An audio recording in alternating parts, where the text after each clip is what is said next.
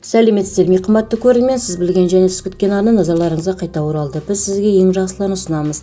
Ендеше біздің жұмысымыз жалғыз қалдырмау үшін видео астына өз лайктарыңызды қалдыра кетіңіз. Шығыс Қазақстан облысында бір күнде 4 үй өртенген. Шығыс Қазақстан облысында бір күнде 6 рет өрт болды.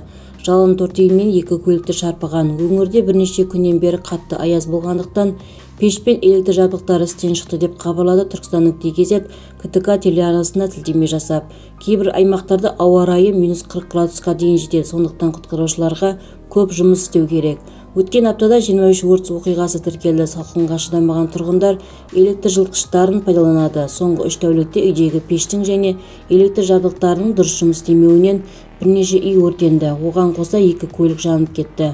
Төтенше жағдайлар департаменті көлікті қыздыру үшін үрлейтін шамдарды қолдану қауіпті екенін тағы да еске салды.